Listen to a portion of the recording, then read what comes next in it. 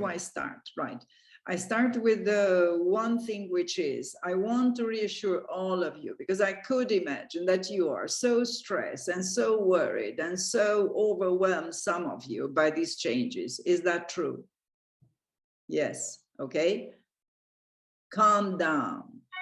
The changes are mostly cosmetics, right?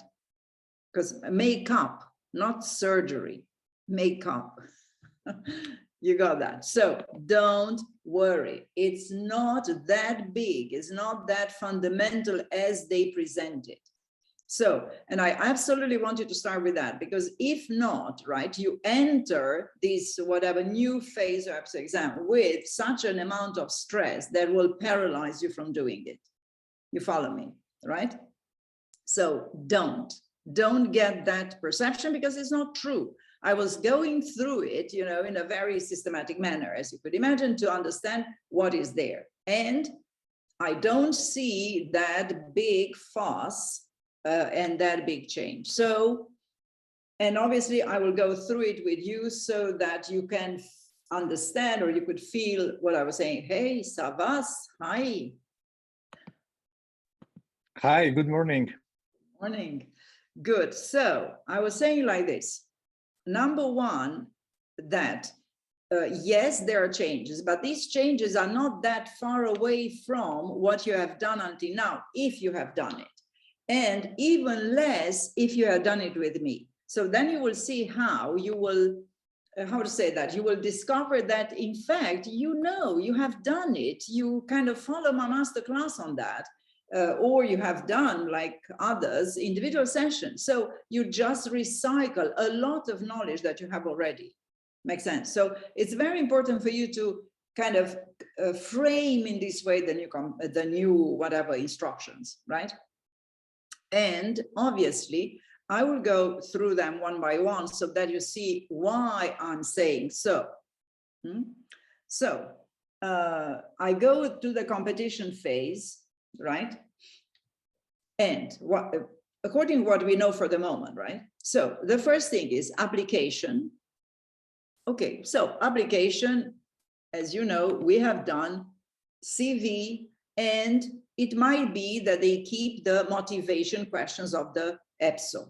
If not, it doesn't matter. We will respond to other questions in the application. But as you could, how I say, think about it, when an employer wants you in, right? Then, hello, Jamil.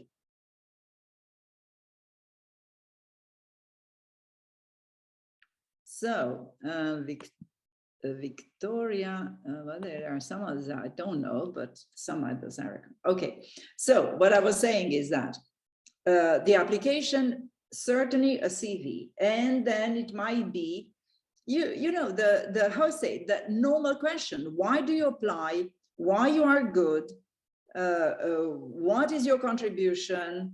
Makes sense. So these are the things that should be in an application form. Hello, Stefan, and I think I could see Cornelia, is that? Good. So you follow me, whatever form this application will take, there are some fundamental questions that should be there, right? Number one, why do you apply? Then why you are a good candidate? Then what is your contribution? And then you remember in the motivation, we had the successes. Like, to me, it looks quite logical to keep these kind of questions when you, how to say, ask for an application form, and even more so to recycle these questions in the interviews. You follow me? Obviously, when you go for a job, an employer will ask you, why do you apply? And then you remember that you apply for the interest for the job, the appeal of the job, and not for the fact that you want life employment with good money, right? You know that. I don't need to tell you. I think it's, you know, in, how to say that, in big families, we don't talk about money, right? We keep on the superior purposes in life. Good. So this is number one, application. And as I said, and it might be that if the application comes like very concrete and serious, then I could organize a masterclass on CV and application, which would be a good, are you, yes, willing to follow that? So CV writing and application form, whatever the application form means. You see what I mean? Like to accompany you through these questions so that you are not overwhelmed by the questions and hopefully you will not respond on the wrong track to these questions, right? So this is the first thing. The second thing I see here, it's a self-assessment of eligibility. Now, I suppose that here I cannot help you much because the eligibility, these are the administrative conditions, right? So I'm not willing to go there and to say whether your 2.5 years of studies in, I don't know, Venezuela are the right thing in order to be equivalent with an MBA here. No, don't count on me for these kind of calculations. So you will go by yourself there in the eligibility. But in any case, I suppose that if you have, sorry, I suppose that if you have done already, right, if you have done already, let's call it competitions, then you have seen already what means eligibility, and then in theory you are quite armed to handle them. And I suppose that, well, it's a self-assessment, so I'm not sure whether they will be really willing to help you in that.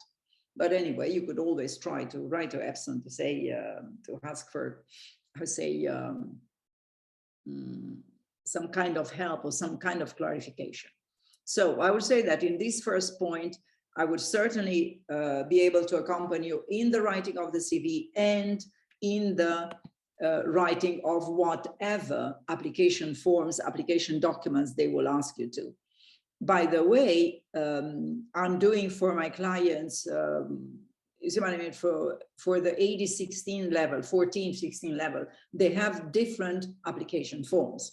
Makes sense? So I'm used to do different application forms, but that's why I'm telling you, they are having kind of the same questions, right? Why you are good, give me an example of successes, why, how I say, your competencies are used, why they are not used, which one are used, which one are not used. Give me the most important thing you have done, or give me the most boring thing you do.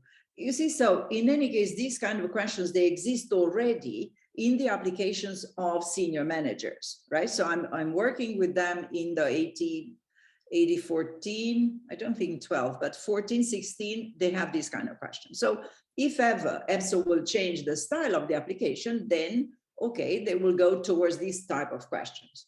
So we could do that. Now, we go to the number 2, experience profiling instrument, right? Now, they say there will be no more talent screener, okay? And the talent screener will be replaced by the software, okay, like a template where candidates can input their professional experience. Now, what will be the difference between the profiling,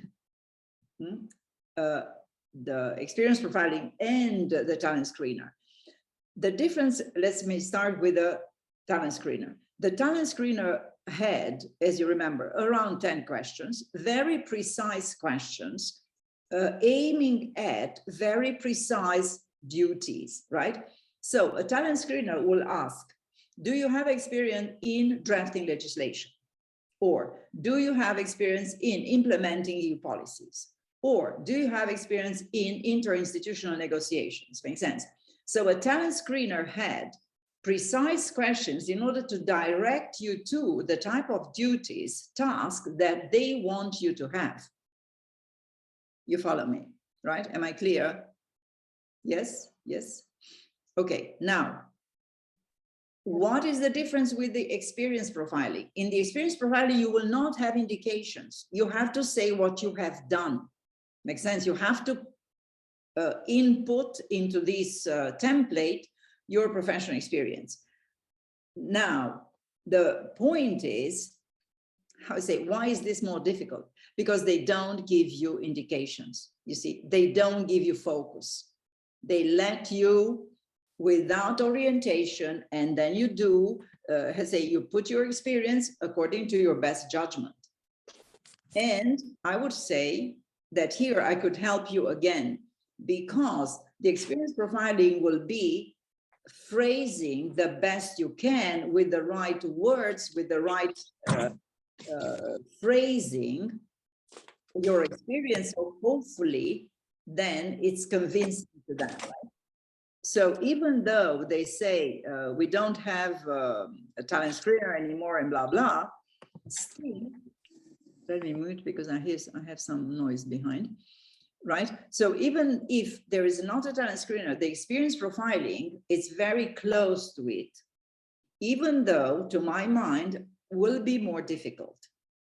You see? So again, I could help you in the experience profiling instrument, in the meaning of helping you to phrase better, helping you to, how to say, to get the right words, to get the right, whatever duties, to get the right domains, showing the right domains, right? Whilst before, when you had the talent screener, they gave you already indications about what you should say or what is the domain in which you would like to show off. Now there is not such a thing anymore. So that's why probably the experience profiling instrument will be more difficult than a talent screener. But again, as I said, yes, I could help you here. We go to the point number 3, CBTs, right? Computer-based test. And we are talking about verbal, numerical, and abstract. Now, they say it's on the base of pass or fail, which means that you are not worried as before that you have to do 80% and 90% to be one of the best, blah, blah, blah, in order to pass on, which means that you have to have reasonable scores, I would say 50 or something. How does it change? Well, I would say that if you were very good in the CBT before, right, you might lose that advantage. Makes sense? So you were very good, the others were very poor, and in theory, you lost that advantage of having 90% scores. Makes sense? On the other hand, for the ones who didn't do well, didn't score 80, 90%, then yes, this is a good news, because it's easier to get a 50% score, which is, you know, that they will allow you in. Okay, so I would say that for a big number of you, it's a rather a plus. And for some, a number of you will be a minus, will be a loss of advantage. But life is like this. And in any case, when we cannot change, there is no point in commenting a lot about it. It is, right? So when it is, it is. There is no comment. So then what am I thinking about this? What do you do about it? I would say that because the CBT is here to stay, please get it in your habits, right? So do it. Now, whether you do it every day, half an hour, or every 2 days, 1 hour, or once a week in the weekend, however, do it.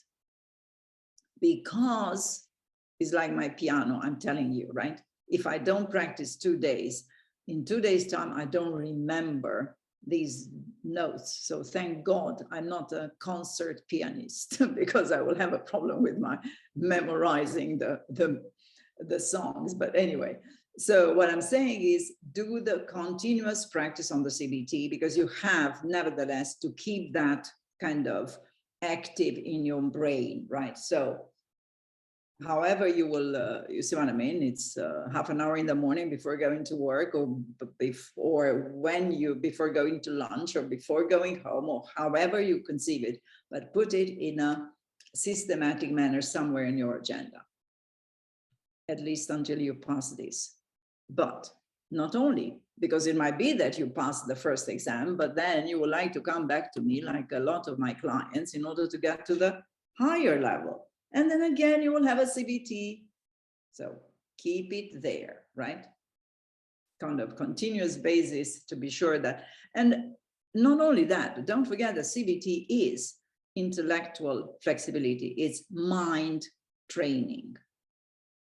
So as we will probably have to work until the end of our lives, keep your brain active, keep your brain smart, right? So it's not only,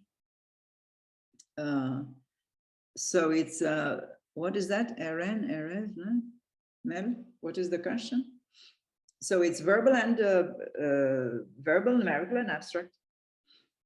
That's what it is. I'm sorry, I forgot to put the chat, so I don't see it. Yes. So what I said is not only that, keep them so that your brain is able to do them, to process them all the time, which I think would be the right initiative. And now, whether it's every day or every 2 days or once a week, it's your decision to take, to get your program, but do establish a routine for practicing the CBT. For me, that will be essential, not to mention that you will need it probably and so many other levels. For example, this year was the first year when a client going for the head of unit position, he had to do CBTs. This was the first, right? Before they had logical thinking, which is another thing, but they didn't have CBTs as you know it, let's say for the ADs or for the ASTs. And this year was the first time they had it. So I said, oh, that gives a tendency, right? They didn't have, now they have it. So be sure you will have it for the rest of your career. So keep it practicing. And obviously I could help you with that. As you know, my past life as math teacher can help. I used to teach the children these things, and I'm telling you, they can be learned. There's no, I would say, no question whatsoever. They can be learned. And, you know, I have experience with clients in the 50s. I have in mind one of the girls in the 50s, and could you imagine in the 50s going for an AD-12 with a CBT, but she was translator, right? So she didn't touch maths for the last 30 years, if not more. And even when she did, she was not good at, right? That's why she went for the translation jobs. And I succeeded to teach her the numerical and an abstract, and she did it well, and she passed the AD-12, and now she's a happy senior functionary in the institutions, right? So I'm telling you, yes, you can, even if you are not good, you can learn them. Now, I go to the number 4, generalists, right? EU knowledge test. Now, I'm doing now presently a lot, and in fact, the session just before you, I had a girl, she goes for the internal AD-12 internal competition, and guess what? She has to do presentation on EU policies. Makes sense? So then obviously, in order to have a presentation on EU policy, first you have to revise the EU policies. So this is what I'm doing now a lot with my clients for the internal competition of the Commission and for the AD-5s, because they do competence, say EU knowledge. And so here again, I could help you not teaching you the EU knowledge, right? But by giving you a clear structure of the way you will learn, the way you will revise. How do you capture the information in order to, how to say, in order that you have the information in the shortest form so that you can, how to say, recycle it for the MCQs, right? So in our masterclass, and probably I will propose a masterclass on EU knowledge, what I will do is, how do you approach the revision? How do you organize yourself? What kind of fish you make in order to capture the information and in order then to put it in your memory? So yes, I could help you here. I'm doing this for, how to say, for some years now, because the EU knowledge is part of, yeah, I think it was the Generalist 85s, and yes, and the internal competitions. So it might be that they will stay not only for the generalist competitions, which are the 85s or so, but it might be they will stay even for the internal competitions, right? So now, why is that important? Because you will say, yeah, but I don't care because I'm an, let's say I'm an IT, so I'm not going to go for the generalized competition. I would say, first of all, never say never. It might be that you would like to test that competition as well. Or it might be that at a certain point you are qualified for the internal competition. So it might be that then you will find the EU knowledge again coming out. Make sense? So for me, I would, how to say, stay informed of the EU knowledge because you never know when you will need it. So next to your IT or next to your whatever competence, domain of competence you have, I would say be informed about the EU, be knowledgeable about the EU, which is kind of very superficial and very light, but nevertheless, then I would say at a certain point, put your effort into and revise the substance. Obviously, when you're in front of the exam, because otherwise it will not stay in your memory. But yes, it's a lot of, how to say that? It's a lot of revision to do. For example, this morning, as I was saying, I was doing this revision of the EU knowledge with the client, and we kind of decided that she will have to do about 70 fishes, 70, right, fishes, in order to capture a minimum of European knowledge. So it's, you know, it's heavy work. So this was number 4. Number 5, MCQ in the domain of competence. Now, this is something that I would say, no, I cannot help you, because obviously will be an MCQ in finance, in economics, in law, in, I don't know, ITs, in data protection, in blah, blah. So in all, obviously, all the domain of competence that you can imagine. Now, how do you prepare in advance? I don't know, but I would say that what you have to keep in mind is that in your domain of competence, there are some kind of fundamentals, right? There is something there, which is the body of knowledge. So what I would say is, instead of waiting for, how do I call that? Waiting for your exam to come and then in desperation to try to find what is the domain of competence and where do I find the material, I would say start thinking in advance. Because see, I have clients, obviously they call me and they say, could you help me because I do competition in project management, and then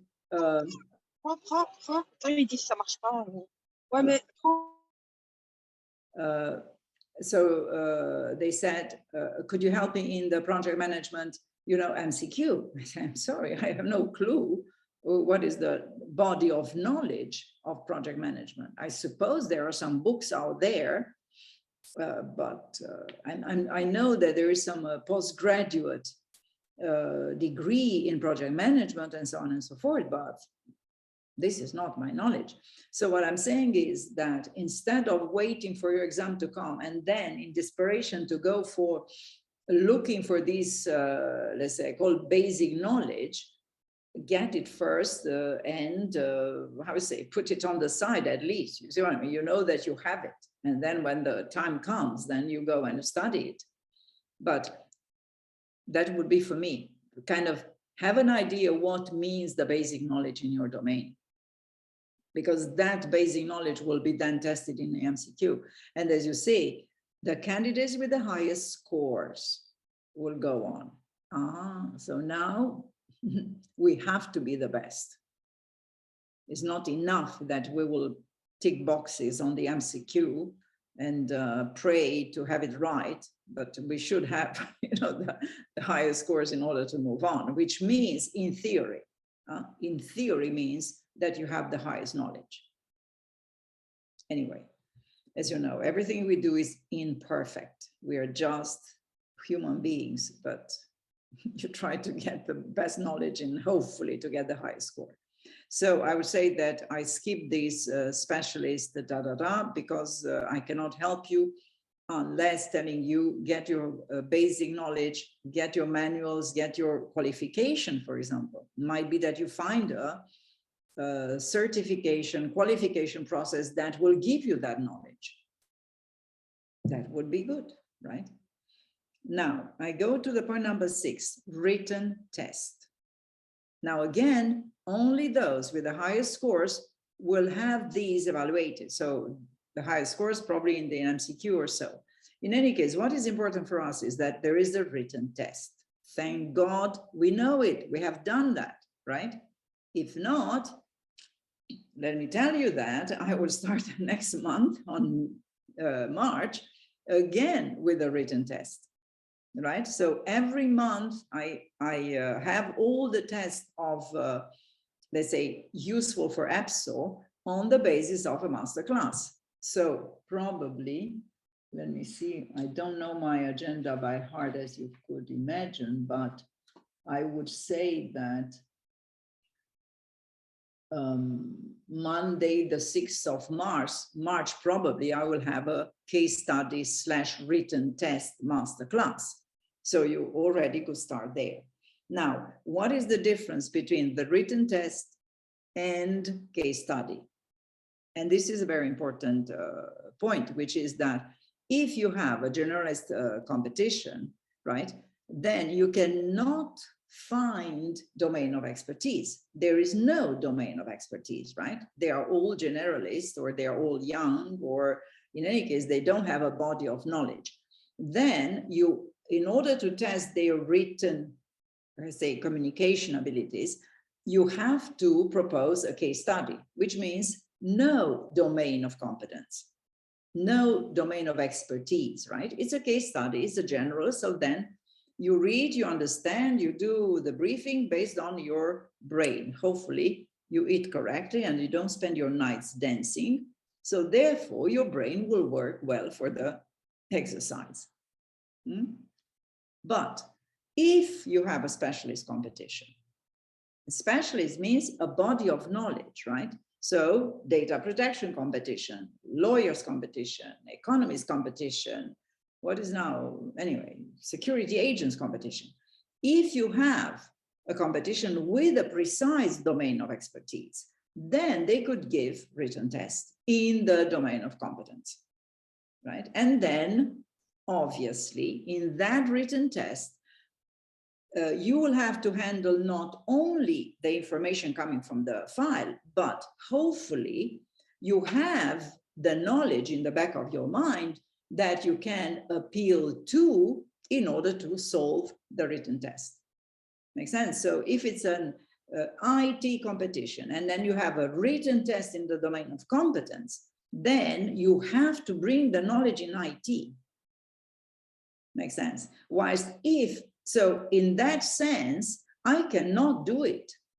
You follow me? Or me or whoever is not an IT, or even an IT, but he doesn't have the knowledge in that specific, let's say, question, you cannot do the written test. Whilst a case study, in theory, I should be able to do whatever case study because it's not based on the knowledge. So do you see the difference between the two? Are you clear of that, right? So depending on the fact that you prepare a generalist or a specialist competition, you will have either case study or written test. Having said so, in my masterclass, I treat them together because the method is the same. The way you will do is the same. The difference will be that in the case study, you don't need to bring anything, whilst in the written test, you have to bring your knowledge in the domain. But apart from that, let's say, prelude, there is nothing different in the way you do, you handle, you process the written test or the case study.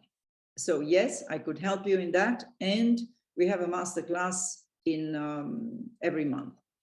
Now, digital skills. We don't know yet what is there, but if there is one, I would say, indication that I will give to all of you, right?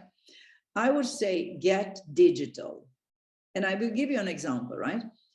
I work, as you could imagine, with people from 25 to 50, 65, right? Something like that. So the range is the maximum range of the professional life. Now, and when we work in the individual session, obviously I'm saying take notes. Be sure that you capture all our discussions, because I want you to kind of keep the track of this discussion and then to, how to say, to learn from it. Now, imagine that if I have a 25, 30, even 35, they go naturally on the computer, right? So they start typing. So they talk with me and they type. If I go beyond 35, so I'm in the 40s or so, they write on the paper. You get that? Okay, my dear. So in order you to become digital, go on the computer, whatever you do on the computer, right? Because I say, I'm not saying that because of that you will be good in digital skills, but unknown caller. Sorry. So I'm not saying that you will be better, because obviously there's knowledge that you have to acquire. But what I'm saying is that you change your mindset. You stay digital all the time. Now, then obviously there is knowledge that you need. I say a minimum will be obviously the, I don't know, Word, Excel, PowerPoint, Outlook, what I know. But then, for example, in the external relation exam, in the written test, they have briefing, okay, we knew it, and lines to take or something like that, okay. But then they had press release and a Twitter. You say, what? A Twitter? This was not a communication competition. This was external relations competition. So what is that I understand from it? That they could, now that we are all digital, more or less, they could go for, let's say, these kind of abilities outside the communication field. So learn, I don't know, whatever, search on the internet, learn social media contributions, learn obviously the PowerPoint presentations. Makes sense? So I would say get that digital knowledge, and the minimum is use the computer all the time, or computer IT tools there, because this is a mindset that you have to impose to yourself. As I said, you know, I just saw the difference in my clients. And obviously, I'm not talking only about ITs. Obviously, ITs, they will do that way kind of naturally, but I'm talking about whatever jobs and so. A young in the 30s will go straight on the computer and will look at me talking to them. That is the way. I don't need to know how old is he. I would just look at the way he does, which is digitalized, right? And that's clear. So I would say these are kind of things that they will check. Then obviously, these things will be in English. Good. So you know what? Go to the English, whatever courses, how do you call that? Conversation tables. Get a friend. Not a pet, because it doesn't speak English. You need somebody who speaks English to you, right? Go a native speaker. Good Lord, if you find one. Get that English, because you have to have it in order then to kind of recycle it, use it, and so on, right?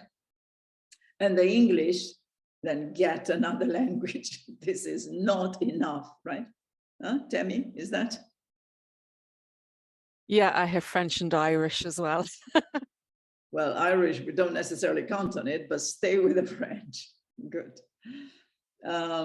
So what is that? We don't know what is digital literacy anyway, but obviously now AD digital texts, are more conceptual. So what is dark web? Okay, I would say, I know what is dark web. Why? It's a kind of an anecdote, right? I was having a client for, who was applying for UN, right? And he comes to me, I mean, he's coming directly from Spain, so he didn't know me from the reputation, either good or bad, but apparently I have a reputation. But he was not based on that. He based himself on searching the net. Okay. And then when he came, I asked him, so how did you check that I'm, trustworthy at least, if not good? And then he said, I checked the dark web. I said, what is the dark web? I said, well, where you have, I don't know what, but apparently you have a lot of comments there. And he said that I didn't find anything wrong about you. Oh, so good news. I said, yeah, because I was expecting to find something negative.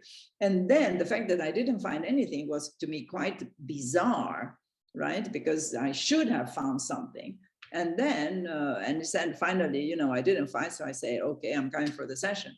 And then he said, well, now I understand why I didn't find anything wrong, because there's nothing wrong with what you're doing.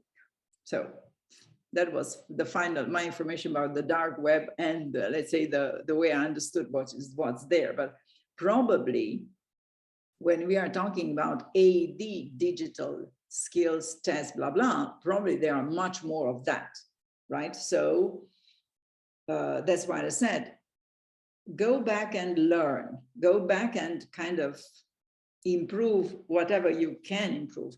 Whilst in AST, obviously, the digital texts are more practical, which is probably, I don't know, Word, Excel, PowerPoint, which are executive tasks, right? Doing really. Even though in the AD you have to do it, but probably not as much, but much more on the concepts. So that learn the concepts. I finish with that. Now, there are some eligibility checks. What? So in theory, what they say is that they do these exams that I mentioned until now, and then you get on the reserve list. Good. And then from that reserve list, the institution could choose you out. And then only you will go through other tests. Right? So is that good? I would say yes, it's good in the sense that you are on this reserve list and you still have some time to prepare yourself for the future, whatever testing. Is not that good because your kind of exams is fractioned in moments, right? So you have to sustain that effort and that stress, obviously in the longer span than before. Anyway, again, we cannot change it, so just learn it and we go that way. So what are the kind of tests? The kind of test is the interview, right? I mean, for God's sake, whenever somebody hires you, you'll have to pass an interview, right? Now, they say that they will keep the competence-based interview. That means the general interview based on the EPSO competencies. Good.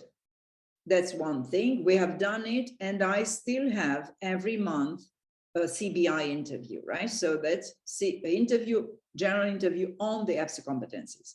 Obviously, now we will work with the new EPSO competencies, but still we are on the CBI interview. Second, situational competence-based interview. That means SCBI. Great. You know why we need it? Because situational is emotional intelligence. So obviously you have to learn, you have to understand how it works, and you have to be able then to display it in an interview. Good. We do it every month. Then oral presentation. Obviously, you need to have a written communication as a test, and now you have to have an oral. Again, how do you go in a professional life if you're not able to stand up and say something, right? Obviously, we need the oral presentation. So this is the new thing that I will introduce in my master classes. And by the way, I have the first masterclass on the 16th of February, so next week, right? So next week I have already the oral presentation masterclass, and you do it once and you have it. Then you recycle it for whatever competition you will have to do in the future. And then a case study, as we said, that is either general or it's kind of, how to say, on the domain of competence, then I would rather call it written test. So these are the kind of tests. And as I said, I do have the master classes every week, once a week. So every month you will have all these master classes. And then what they say is that from 2024, the next year, it might be that they introduce some others. Again, don't panic. We have seen them before. Number one, role play. Role play is very similar to the situational, right? And very similar to the group exercise we have done before. Make sense? So we will make it as soon as they come. I will offer a masterclass on that. It's not a big fuss. It's kind of recycling the group exercise, recycling the situational CBI. Okay, so this is one. So next, linguistic tests that are very similar to the verbal reasoning, right? So again, it's not such a never seen before, good Lord.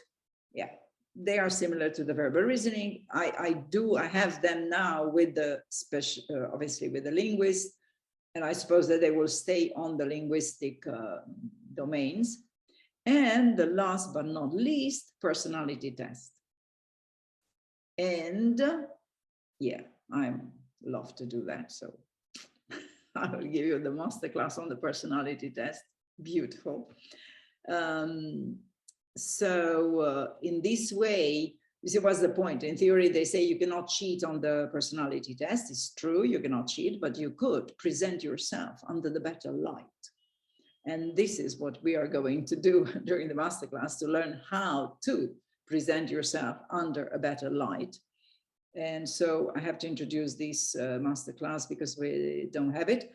And the e-tray. Again, we have done e-tray some years ago. I used to do it, let's say, during 3, 4, 5 years. They drop it. Now they could take it back. Good. We will take back the e-tray. How is the e-tray? Let's say for the ones who didn't do e-tray, it's like a situational judgment. So it's very similar to the situational judgment in the sense that you have a lot of information and then you have to decide the course of action, showing obviously that you are able to integrate all this information. So it's very close to the situational judgment with, I would say, a more complex file. But again, we have it, we have done it, we have seen it, nothing to be, impressed about. So I think that with that, I'm kind of through it. Now, questions. If you written test in the field, yes, this is what I said. Sure. Yes, the question was, should we study EU knowledge sufficient update? I would say yes, even though it's not, it's not updated from last night or last week, right? Because they need time in order to create the questions, in order to get them approved, in order to put them on the systems, blah, blah. So I would say that updates, yes, but probably kind of 3-6 months, not last week, right? But still, I say, stay with the EU knowledge. EU knowledge requested for the 85 or ADST specialist. Well, if your domain of competence is EU policies, then obviously you could have a question, an MCQ on that. But I would say that if, for example, you have your domain of expertise, external relations, then your MCQ is in external relations. but it will not be on agriculture. Makes sense? So EU knowledge general will be and external relation and agriculture. Whilst if your domain of expertise is one, external relations, then your MCQ will be there.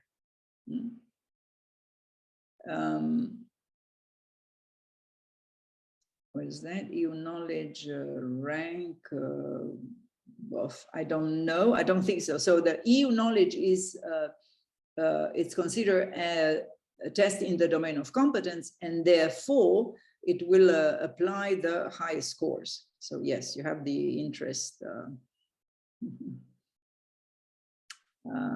Question, verbal, numerical. Right, what is the question? Do I have all the questions here? Yes, I think I went through your, right, the CBT and MCQ in parallel or blah, blah. I don't think we have information about that.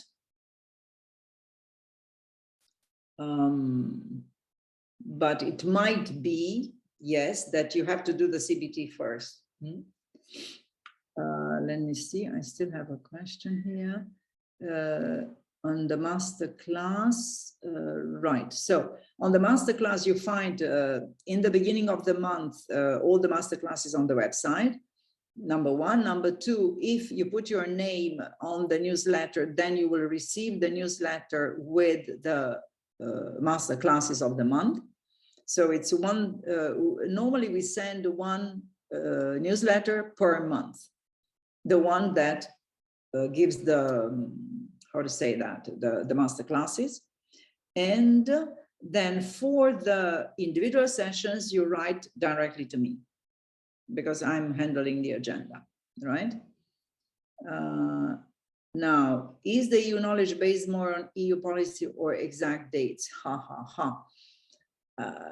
See, this is a very good question because sometimes the question on the MCQ is the name of, I don't know, Polish, Polish or Slovenian commissioners. I mean, is that really EU knowledge? I would say no. So I would rather invest my time and energy to learn policies, to learn the treaties, to learn, I don't know, substance things, than to learn a list of names. You see, so this is what I advise my clients, right? If you prepare the EU policies, please prepare essential knowledge. And now, should I learn the years? Well, I would say Treaty of Rome, you should know the year, right? But the obscure, I don't know what treaty or what summit, I would not. But this is, you see, the way I see, how could I say that? That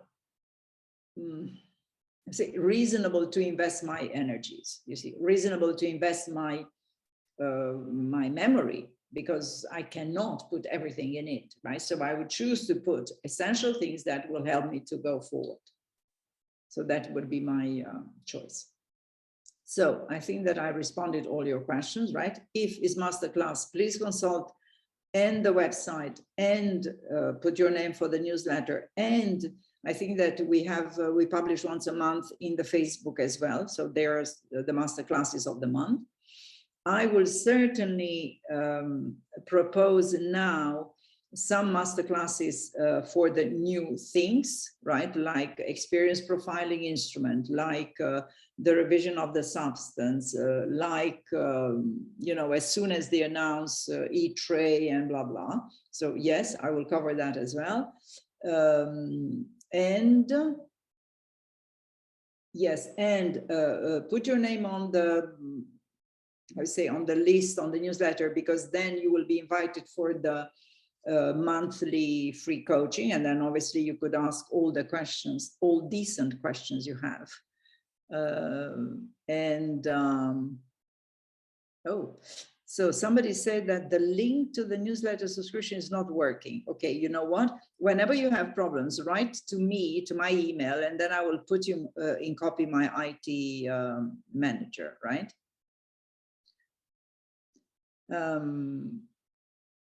So what I was saying is that, yes, put your name for the monthly free chat that we have once a month, monthly or once a month, obviously. And then if you want to come for the individual sessions, then you write directly to me so that I could offer you slots, hopefully soon enough for your needs. So please take in advance, or say book in advance to be sure that you have the slots to respond to your urgency. So